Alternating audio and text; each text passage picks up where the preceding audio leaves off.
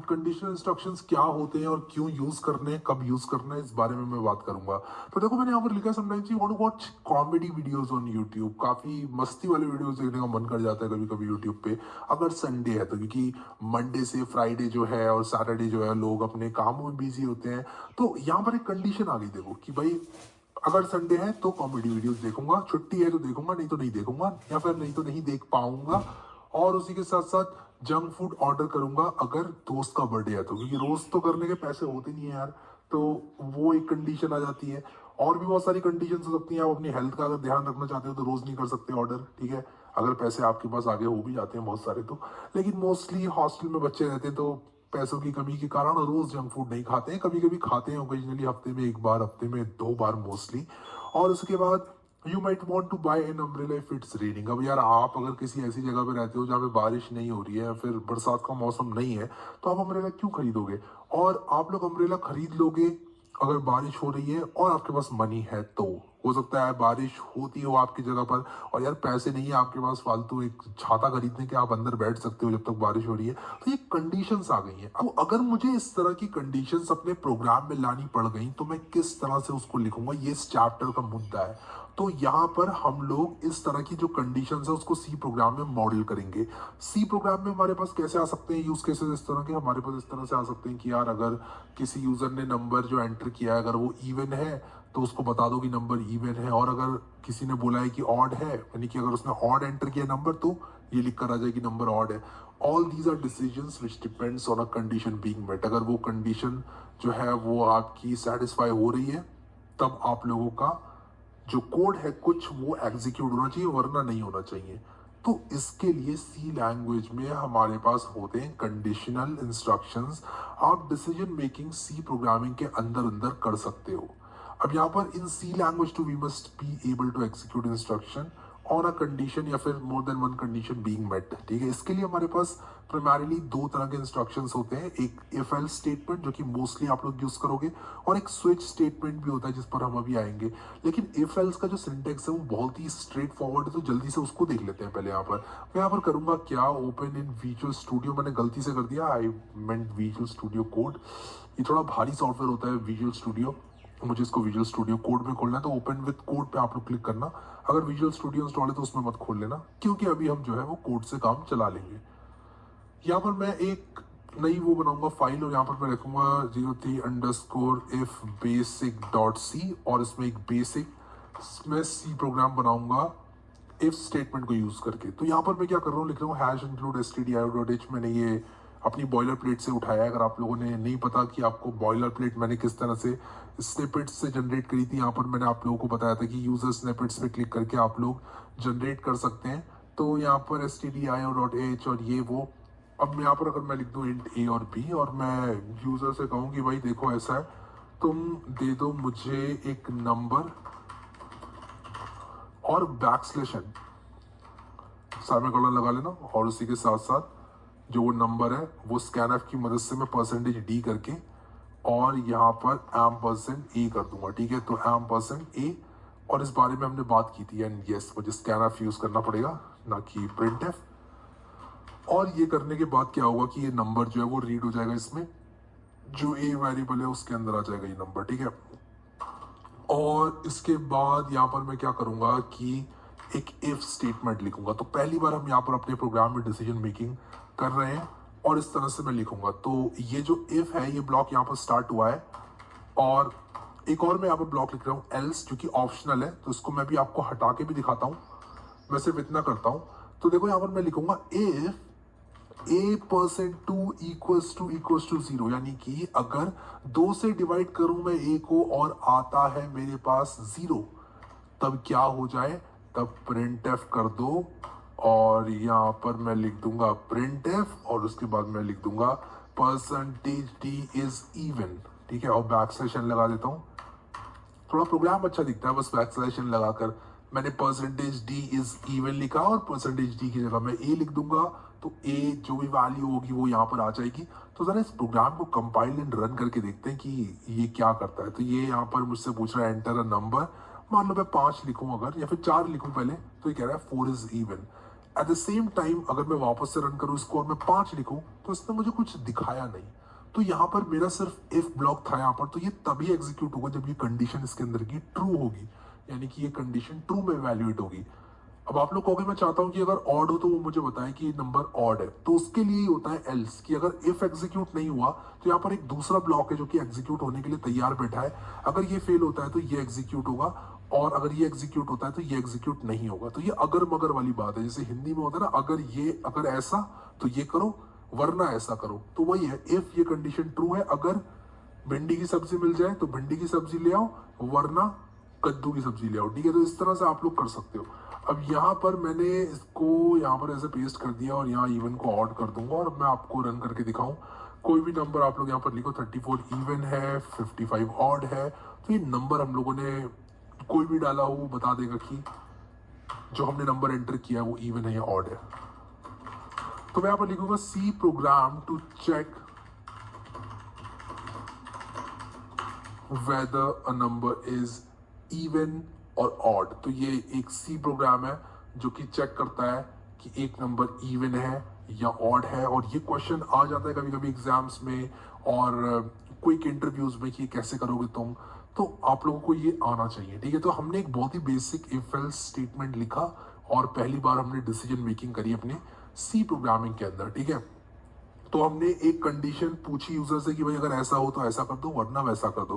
तो डायनामिकली जो भी नंबर एंटर करेगा यूजर, उसके आधार पर मेरा प्रोग्राम बता देगा कि नंबर जो एंटर हुआ है वो इवन हुआ है या फिर ऑड हुआ है। इसका मैंने एक कोड एग्जाम्पल यहाँ पर दिया हुआ है कि अगर मान लो एज किसी की 23 साल है और अगर वो ग्रेटर देन 18 है तो यहाँ पर यू कैन ड्राइव करके प्रिंट हो जाए, वरना वो प्रिंट ना हो। अब यहाँ पर मैंने नोट भी लिखा है कि जो एल्स ब्लॉक है वो नेसेसरी नहीं है, ऑप्शनल है। हमने ये चीज को अभी जो है देखा कि अगर एल्स ना भी लगाऊं मैं तब भी कोई प्रॉब्लम नहीं है। अगर एल्स ना हो तो अगर इफ की कंडीशन ट्रू है तो इफ के अंदर का जो मसाला है वो एग्जीक्यूट होगा, वरना एग्जीक्यूट नहीं होगा। और अगर एल्स है तो इफ के अंदर का मसाला एग्जीक्यूट होगा ऑन कंडीशन बीइंग ट्रू, और इफ के अंदर का जो मसाला एग्जीक्यूट अगर नहीं हो रहा है, यानी कि अगर कंडीशन मेरी फॉल्स हो जा रही है, तो एल्स के अंदर का जो कोड है वो एग्जीक्यूट हो जाएगा। सो आई होप कि आप लोगों को ये चीज समझ में आ गई होगी। अब यहाँ पर रिलेशनल ऑपरेटर्स की बात कर लेते हैं। अब इफ एल्स की बात हुई है अगर, तो रिलेशनल ऑपरेटर्स की बात कर लेते हैं, ठीक है। तो यहाँ पर मैं अब इसका नाम रखूंगा, एक प्रोग्राम बना रहा हूँ, उसका नाम मैं रखूंगा इफ एल्स, ठीक है, और डॉट सी, ठीक है। और मैं यहाँ पर क्या करूंगा कि अपनी जो बॉयलर प्लेट कोड है उसको ले लूंगा और यहाँ पर मैं लिख दूंगा इंट एज, और यहाँ पर मैं लिखूंगा प्रिंट एफ, और यहाँ पर लिखूंगा एंटर योर एज \n, और उसके बाद मैं यहाँ पर कुछ यहाँ पर कंडीशंस लिखूंगा, ठीक है। सबसे पहले स्कैन एफ से एज ले लेते हैं, जो यूजर की एज है वो स्कैन एफ से ले लेते हैं। स्कैन एफ %d और %age, ठीक है। मैं यहाँ पर कह रहा हूँ यूजर से कि अपनी एज बताओ, और अब मैं क्या करूंगा, अब मैं लिखूंगा if age is greater than 70, तो यहाँ पर क्या होना चाहिए, मैं यहाँ पर लिख दूंगा printf you are above 70 you cannot drive, ठीक है। और यहाँ पर मैं लिखूंगा else printf you can drive, ठीक है। मैं एक काम करता हूँ, इसको 90 कर देता हूँ, नहीं तो लोग बोलेंगे यार 70 में तो कर लेते हैं लोग ड्राइव और ये वो, कोई बात नहीं, ठीक है। अब यहाँ पर मैं अगर एक और कंडीशन को चेक करना चाहता हूँ, जैसे कि मान लो मैं चाहता हूँ कि ग्रेटर देन 90 भी चेक करूँ और उसी के साथ साथ कोई छोटा तो नहीं है कहीं बहुत ज्यादा, जैसे कि 15 से 18 से छोटा है अगर, तो वो भी ड्राइव नहीं कर सकता। तो मुझे conditions inside the if statements, तो यहाँ पर अगर मैं बात करूँ ग्रेटर देन की, तो वो एक रिलेशनल ऑपरेटर है, ठीक है।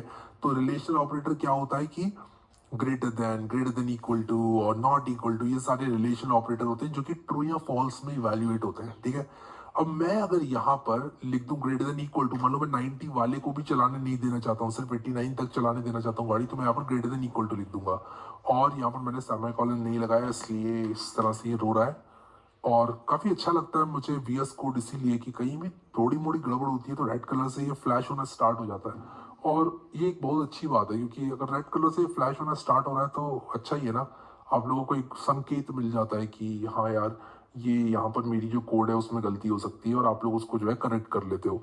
तो यहाँ पर ये मेरा रिलेशन ऑपरेटर, अब मैं इसको लेस देन इक्वल टू बना सकता था, नॉट इक्वल टू बना सकता था, वो सारी कंडीशंस में ले सकता था। अब age is not equals to, मैं कुछ ऐसे लिख सकता हूँ कि जो 18 साल वाला है उसको मुझे क्या करना है, लेट अस से उसको मुझे एक न्यू ड्राइविंग लाइसेंस इशू करना है। तो मैं if age not equals to 18 तो मैं कह दूंगा कि आपको जो लाइसेंस है वो इशू नहीं होना है अभी, और अगर एज इक्वल टू 18 है तो लाइसेंस इशू हो जाए। तो मैं एक एग्जाम्पल दे रहा हूँ बस बनाकर।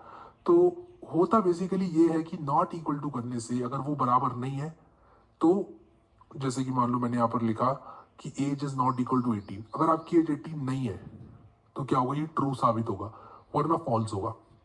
जैसे मान लो मैंने एज डाली 33, ठीक है, और मैंने लिखा age is not equal to, मैंने लिखा age is not equal to 21, तो वो ट्रू इवैल्यूएट होगा क्योंकि 33 तो नहीं है, 21 है, या जो भी है आपकी एज। तो मैं यहाँ पर आप लोगों को एक एग्जाम्पल दे के दिखाई देता हूँ। तो ये प्रोग्राम अगर मैं रन करूँ तो मान लो मैंने यहाँ पर 54 लिखा था यू कैन ड्राइव, लेकिन एट द सेम टाइम मैंने 100 डाल दी एज, तो you are above 90 you can not drive लिख कर आ रहा है।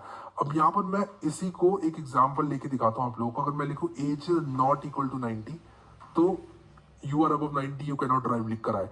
तो अगर मैंने यहाँ पर एज को 45 कर दिया तो क्या होगा कि नॉट इक्वल टू 90 है तो ट्रू हो जाएगी, और ये सच हो गई। अगर इफ के बाद अगर मैंने सच लिख दिया यानी कि ट्रू लिख दिया तो अंदर चला जाएगा। सो आई होप कि ये समझ में आ गया होगा। अगर ये चीज ट्रू है तो ये एग्जीक्यूट होगा, वरना ये एग्जीक्यूट नहीं होगा। मैं इसको कमेंट आउट कर देता हूँ यहाँ पर, इसकी कोई जरूरत नहीं है, और आई होप कि आप लोग समझ गए होंगे। तो वापस मैं नोट्स में आता हूँ। यहाँ पर मैंने एक नोट लिखा हुआ है कि जो इक्वल टू है वो असाइनमेंट के लिए यूज होता है, और डबल इक्वल टू है वो इक्वालिटी चेक के लिए यूज होता है कि एक नंबर दूसरे नंबर के बराबर है या नहीं। इक्वल्स होता है उसमें डबल इक्वल आता है यहाँ पर सी लैंग्वेज में। अगर आप लोग पहली बार सी लैंग्वेज यूज कर रहे हो तो ये थोड़ा अजीब लगेगा, बट दो नंबर की इक्वालिटी को चेक करना है तो आप लोग इक्वल टू करोगे, ठीक है। तो यहाँ पर अगर मैं एक और प्रोग्राम बनाऊं, मैं यहाँ पर वापस से एक नया इफ स्टेटमेंट चालू कर सकता हूं। मैं कहूंगा if age is equal to 50, मैं प्रिंट एफ लिख दूंगा और लिख दूंगा हाफ सेंचुरी, ठीक है, और बैकस्लैश एन और उसके बाद सेमीकोलन। अब यहां पर मैंने इक्वल टू 50 लिखा, ठीक है, और यहां पर मैं क्या करूंगा, एंटर मारूंगा, और अगर एज 50 है तो मुझे यहाँ पर हाफ सेंचुरी भी प्रिंट होके मिलेगा। मैं यहाँ पर भी बैकस्लैश एन डाल देता हूं ताकि सब कुछ नई लाइन में आए। और आप लोग देखो एंटर योर एज, अगर मैंने कुछ और डाला तो हाफ सेंचुरी नहीं आएगा, but at the same time अगर मैं 50 डालूंगा तो हाफ सेंचुरी आएगा, ठीक है। अब यहाँ पर अगर मैं इसको इक्वल टू कर दूं, एज इज इक्वल टू 50 कर दूं, तो मेरा आप लोगों से एक सवाल है, क्या ये प्रोग्राम एरर थ्रो करेगा? मेरी बात का यहाँ पर आप लोगों ने अगर ध्यान से सुना होगा तो आप जवाब दे पाओगे। अगर आपने ये जो इंपॉर्टेंट नोट है ये ठीक से पढ़ा होगा तो आप लोग इस सवाल का जवाब दे पाओगे। मुझे आप लोग ये बताओ कि क्या ये एरर थ्रो करेगा या नहीं करेगा, हाँ या ना। मैं चाहता हूं कि आप पॉज करके टाइम स्टैम्प लगा के, किस टाइम स्टैम्प पे क्वेश्चन चल रहा है वो लगा के नीचे यस या नो लिखो कि होगा कि नहीं होगा, ताकि मैं टाइम स्टैम्प पे क्लिक करके देख लूं कि आपने किस पॉइंट पर कौन से क्वेश्चन का जवाब दिया है। मैं वेट कर रहा हूँ आपके कॉमेंट का।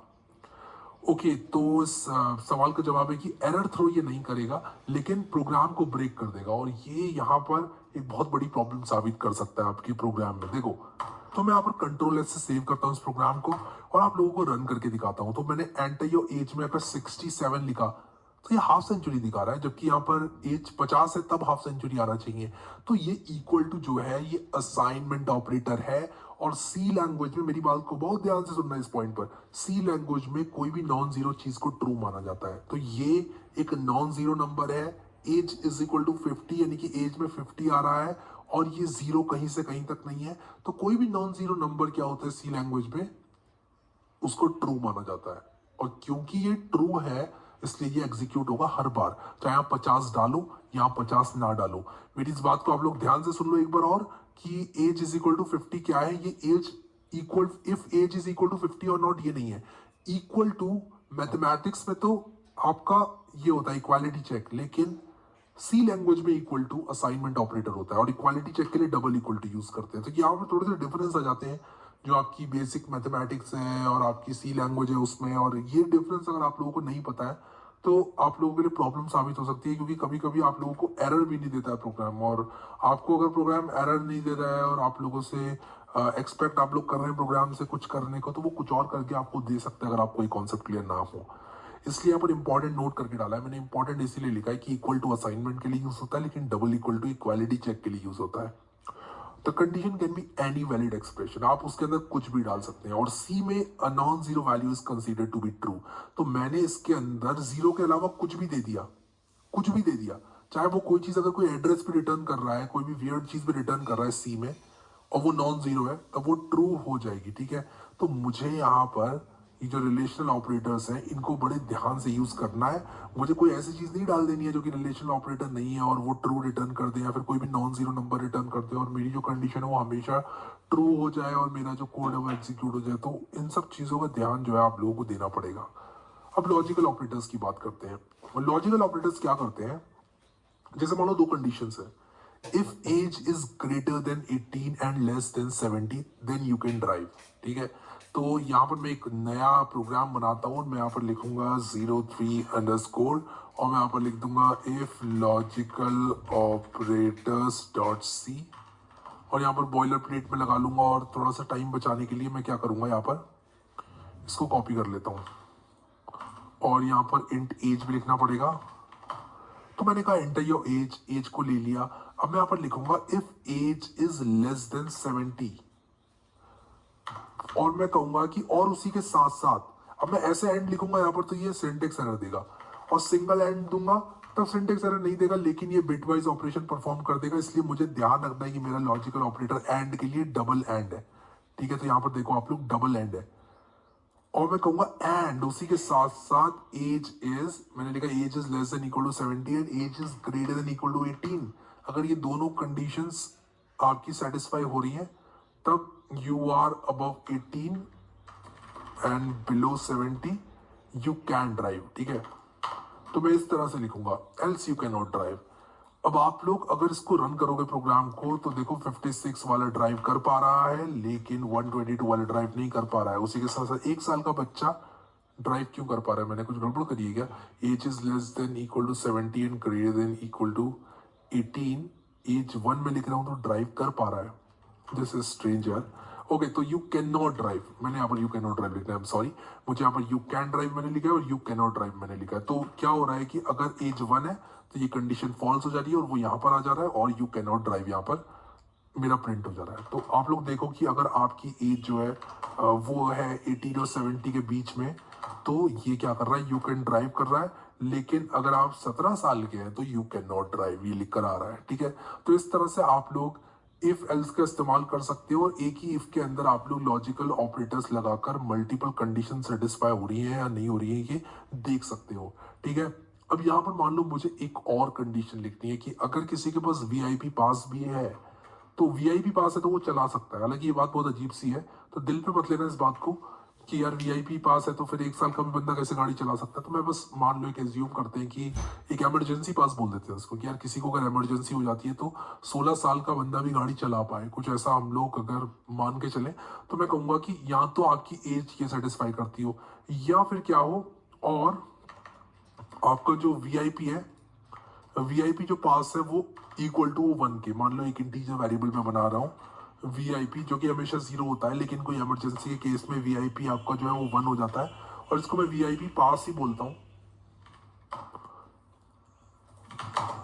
तो वीआईपी पास अगर आपका 1 के बराबर है, इन दोनों में से कोई भी एक कंडीशन ट्रू होती है तो आपको ड्राइव करने दिया जाएगा। ठीक है, तो यहाँ पर और वीआईपी पास इक्वल टू 1, तो you are above 18 and below 70 ये लिख कर आ जाएगा। अब देखो मैंने यहाँ पर अपने आप को वीआईपी पास दिया है, तो इररिस्पेक्टिव ऑफ एज मैं यहाँ पर ड्राइव कर पाऊँ। तो कोई अगर इतने साल का भी है तब भी वो ड्राइव कर पा रहा है, और अगर कोई 1 साल का है तब भी वो ड्राइव कर पा रहा है क्योंकि उसके पास वीआईपी पास है। एट द सेम टाइम अगर मैं ये VIP pass is equal to जो 1 मैंने लिखा था इसको हटा दूं, तो अब यहाँ पर 2 साल का बंदा या फिर 15 साल का बच्चा या फिर आपका 17 साल का बच्चा फॉर दैट मैटर ड्राइव नहीं कर सकता। एट द सेम टाइम 77 साल का कोई है अगर, तो वो भी ड्राइव नहीं कर सकता, क्योंकि वीआईपी पास मैंने जो किया था इक्वल टू 1 उसको मैंने वापस ले लिया, तो VIP pass is no longer 1 now. ठीक है, तो ये होते हैं हमारे लॉजिकल ऑपरेटर्स। अब लॉजिकल ऑपरेटर्स की थोड़ी और बात करते हैं। ये जो डबल एंड है इसको रीड करते हैं हम एंड ऑपरेटर से। ये एंड लॉजिकल ऑपरेटर है, ये और लॉजिकल ऑपरेटर है, ये नॉट लॉजिकल ऑपरेटर है। और नॉट लॉजिकल ऑपरेटर क्या करता है, सच को झूठ, झूठ को सच बना देता है। अगर मैंने यहाँ पर नॉट लगा दिया, मान लो इस तरह से, not of VIP pass equal to 1, तो इसका उल्टा हो जाएगा, यानी कि अगर ये कंडीशन सच है तो ये सच का उल्टा, यानी कि जो भी उल्टा होता है उस वो कर देता है ये। जैसे मान लो वीआईपी पास इक्वल टू 1 अभी नहीं है, ठीक है, तो ये फॉल्स रिटर्न करेगा पूरा और नॉट ऑफ फॉल्स हो जाएगा ट्रू, तो ये ट्रू हो जाएगा और ये कंडीशन एग्जीक्यूट हो जाएगी। दिखाता हूँ आप लोगों को। तो 1 साल का भी बच्चा ड्राइव कर सकता है, क्योंकि यहाँ पर मैंने नॉट लगा दिया, मैंने यहाँ पर नॉट लगा दिया, तो ये पूरी जो है कंडीशन इवैल्यूएट हो रही है ट्रू, ये फॉल्स हो रही है, फॉल्स और ट्रू क्या हो जाएगा, और का मतलब होता है या तो फॉल्स या इन दोनों में से कोई भी एक ट्रू है तो ये ट्रू हो जाएगा। और ऑपरेटर, मैंने बात की थी और ऑपरेटर की थोड़ी देर पहले, सो आई होप कि ये क्लियर हो गया होगा आपको।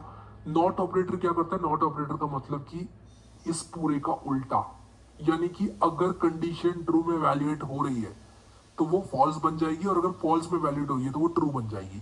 तो अगर मान लो वीआईपी पास इक्वल टू 1 जो है वो यहाँ पर अगर 1 है इक्वल में, सच में इक्वल टू 1 है, तो वो ट्रू रिटर्न करेगा। लेकिन यहाँ पर अगर नॉट लगा हुआ है तो वो पूरा फॉल्स माना जाएगा और फॉल्स हो जाएगा, और यहाँ पर आपको ये ड्राइव करने नहीं दिया जाएगा।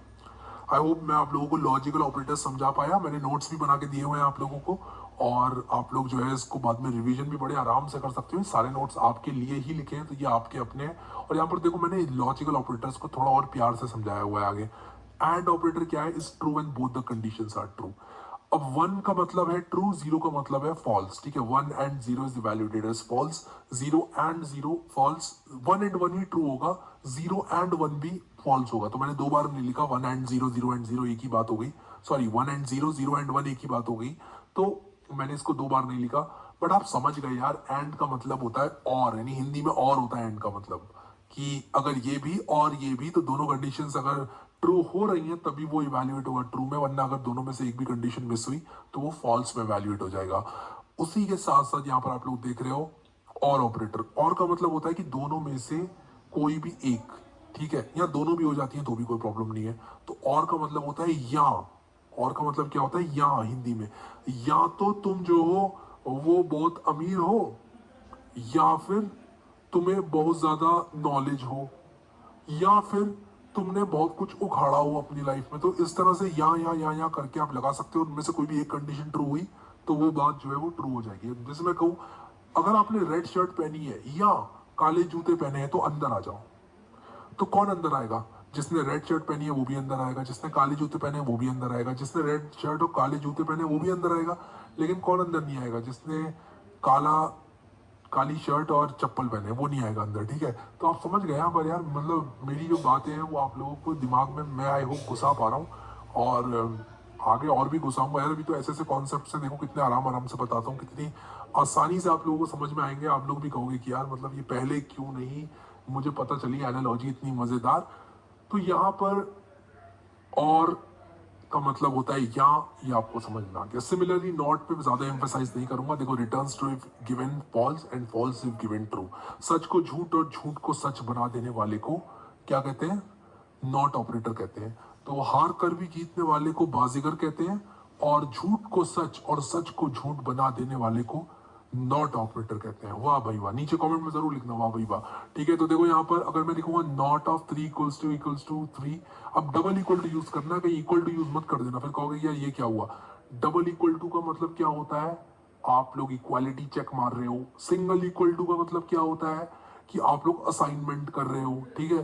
तो यहाँ पर इवैल्यूएट्स टू फॉल्स और ये इवैल्यूएट्स टू ट्रू, क्योंकि ये झूठ था, झूठ का सच बन गया, और ये सच था तो सच का झूठ बन गया, ठीक है।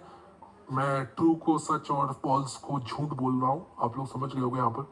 तो as the number of conditions increases, the level of indentation increases, this reduces readability, logical operators come to rescue in such cases। अब आप कह रहे हो ये क्या लिखा हुआ है, मैं बताता हूँ क्या लिखा है। देखो, मैं कह रहा हूँ कि अगर कंडीशंस बढ़ती जाएंगी, जैसे कि मान लो यहाँ पर कंडीशंस बढ़ गई। पहले हम कितनी कंडीशन चेक कर रहे थे, हम कंडीशन चेक कर रहे थे सिर्फ एक, कि एज ग्रेटर देन 90 है कि नहीं, ग्रेटर देन इक्वल टू 90 है कि नहीं। फिर हमने 2 और कंडीशन लगा दी, हमने कहा कि एज ग्रेटर देन 18 भी यूज करो, और लेस देन इक्वल टू 70 को भी चेक करो, फिर वीआईपी पास को भी चेक करो। क्या मैं बिना लॉजिकल ऑपरेटर से इस प्रोग्राम को लिख सकता था? हाँ, लिख सकता था। कैसे लिखता मैं बिना लॉजिकल ऑपरेटर्स के इस प्रोग्राम को? बिना लॉजिकल ऑपरेटर के मैं इस प्रोग्राम को लिखता इफ के अंदर इफ के अंदर इफ के अंदर इफ डाल के। पहले मैं एक कंडीशन चेक करता, वो सच होती तो उसके अंदर जाता, मैं एक और कंडीशन चेक करता, वो सच होती तो उसके अंदर जाके एक और कंडीशन चेक करता।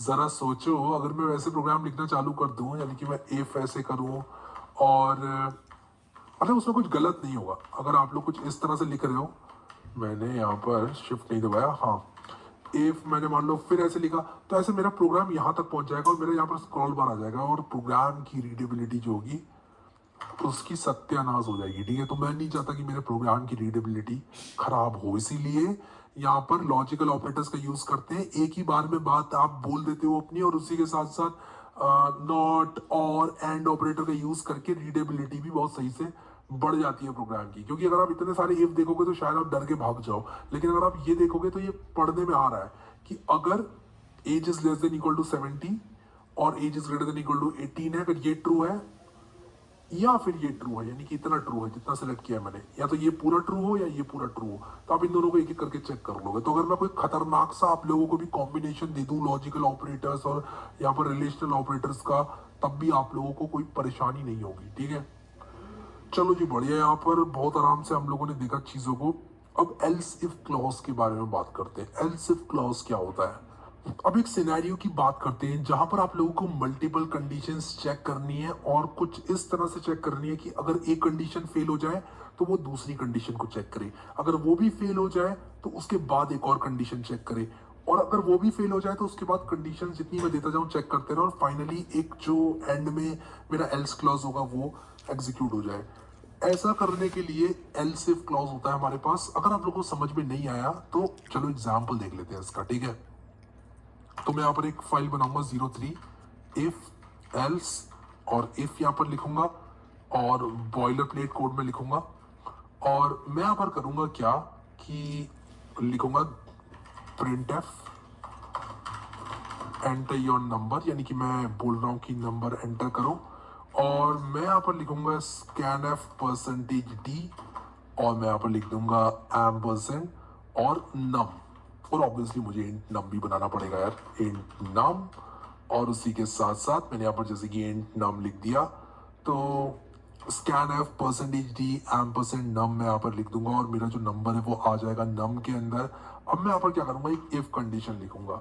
मैं कहूंगा कि अगर आपका नंबर 1 है तो क्या करो, तब प्रिंट एफ कर दो योर नंबर इज 1। ठीक है, बैकस्लैश एन, फिर उसके बाद मैं एक एल्स इफ लगाऊंगा। मैं कहूंगा अगर नंबर 2 है तो क्या करो, तब प्रिंट कर दो योर नंबर इज 2, और उसी के साथ साथ अगर नंबर 3 है तब क्या करो, योर नंबर इज 3 आ जाए।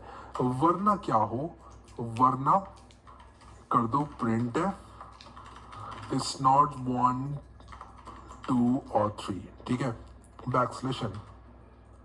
अब अगर मैं यहाँ पर इस प्रोग्राम को रन करूं, मैंने यहाँ पर कोई गड़बड़ कर दी है लगता है। कहां पर गड़बड़ करी यार, मैंने कहां गड़बड़ करी, यहाँ करिए, देखो सामी कलर नहीं लगाया।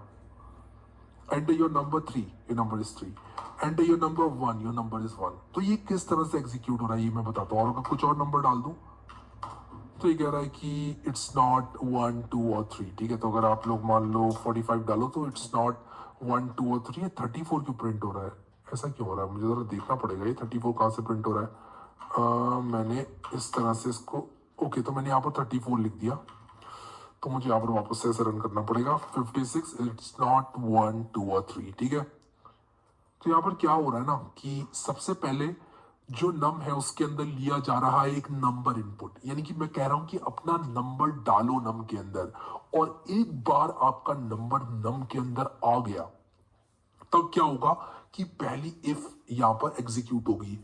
पहले जो मैंने आपको इफ एल्स बताए थे वो ये एक इफ एल्स स्टेटमेंट था। इसके बाद अगर मैं एक और इफ एल्स स्टेटमेंट लिख दूं तो उसका इससे कोई मतलब नहीं होगा, और उसके बाद एक और इफ एल्स लिख दूं तो उसका इससे कोई मतलब नहीं होगा। लेकिन ये इफ और एल्स जो है आपस में जुड़े हुए हैं। क्यों जुड़े हुए हैं? क्योंकि अगर इफ एग्जीक्यूट नहीं हुआ तो एल्स एग्जीक्यूट होगा, और अगर एल्स एग्जीक्यूट नहीं हुआ तो इफ एल्स एग्जीक्यूट होगा। ठीक है, तो या तो ये एग्जीक्यूट होना है या ये एग्जीक्यूट होना है, दोनों में से एक चीज एग्जीक्यूट होगी। लेकिन यहां पर क्या होता है कि ये पूरे सारे के सारे एक साथ मिलकर काम करते हैं। इन सब में से एक एग्जीक्यूट होना है जहां कंडीशन मेट हो जाती है वहां। जैसे यहां कंडीशन मेट हो गई तो ये एग्जीक्यूट होके सीधा यहां जंप करेगा और यहां पर जो भी आगे कोड होगा वो रन करेगा। ध्यान से सुनना मेरी बात को। अगर आप मिस करोगे मेरी बात को, इधर उधर की बातों में ध्यान रखोगे अपना, और वीडियो देखते समय आप मान लो कुछ और सोच रहे हो, अपने स्कूल के बारे में सोच रहे हो कि स्कूल में किसने आप लोगों को क्या दिया था और कौन सी फुटबॉल गेम आपने खेली थी, तो शायद समझ में नहीं आएगा। इसलिए कह रहा हूँ ध्यान पूरा ज्यादा दो यहाँ पर। अगर इफ के अंदर मैंने डाला है नम इक्वल टू 1 और ये जो नम है वो 1 है, तो ये एग्जीक्यूट होकर, यानी कि ये लाइन एग्जीक्यूट होकर ये डायरेक्टली यहाँ जंप करेगा एल्स के बाद, क्योंकि ये सारे एक साथ मिलकर काम कर रहे हैं और इन सारों में से सिर्फ एक एग्जीक्यूट होना है, इन सारों को अपने में से सिर्फ एक एग्जीक्यूट कराना है। या तो ये एग्जीक्यूट होगा या ये होगा या ये होगा या ये होगा, ठीक है।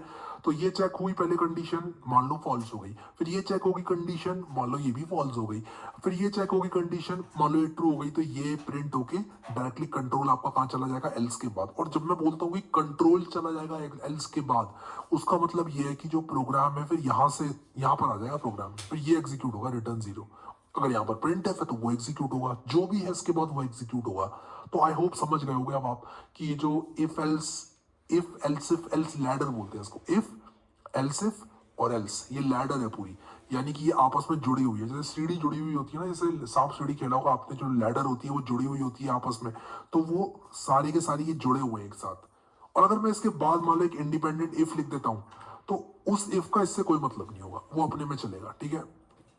तो ये सब एक साथ मिले हुए हैं, ये इफ और एल्स एक साथ मिले हुए हैं, इन दोनों में से एक ही एग्जीक्यूट होगा और इन सारों में से एक ही एग्जीक्यूट होगा। आई होप समझ गए आप लोग। अब मैंने काफी समझा दिया।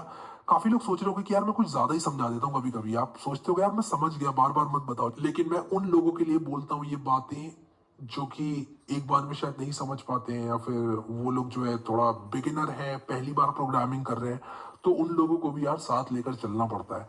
I hope you understand. और यहाँ पर देखो, using if else reduces indents, the last else is optional. तो ये जो बात है इसको ध्यान रखना कि अगर मैंने ये एल्स नहीं भी लगाया तब भी क्या होगा कि ये काम करेगा। अब क्या होगा कि जो भी कंडीशन ट्रू होगी वो यहाँ पर एग्जीक्यूट हो जाएगी, ठीक है। और कोई कंडीशन ट्रू नहीं हुई तो कुछ एग्जीक्यूट नहीं होगा, मेरे प्रोग्राम का आउटपुट ब्लैंक होगा। जैसे 56 लिख दिया तो मेरे प्रोग्राम का आउटपुट ब्लैंक है। तो अगर यहाँ पर एल्स नहीं है तब भी ये प्रोग्राम चलेगा, लेकिन अगर यहाँ पर एल्स मौजूद है तो इनमें से एक ना एक जरूर रन होगा, इस बात की गारंटी मिल जाती है हमको। जैसे 78 किया तो इट्स नॉट 1 2 और 3 हो गया, और अगर मैंने 2 लिख दिया तो ये कह रहा है कि योर नंबर इज 2, ठीक है। तो यहाँ पर लास्ट वाला एल्स ऑप्शनल है, और कितने भी एल्सिफ आप लगा सकते हो, भरे जाओ भरे जाओ भरे जाओ। यहाँ पर मैंने कितने एल्सिफ लगाए, मैंने गिने भी नहीं, 1 2 एल्सिफ लगाए मैंने। आप कितने भी लगा सकते हो, वो कंडीशन चेक होती चली जाएगी, होती चली जाएगी, होती चली जाएगी, ठीक है। आई होप क्लियर हो गया होगा ये। और लास्ट एल्स तभी एग्जीक्यूट होगा जब सारी कंडीशंस फेल हो जाए। आई होप आप समझ गए।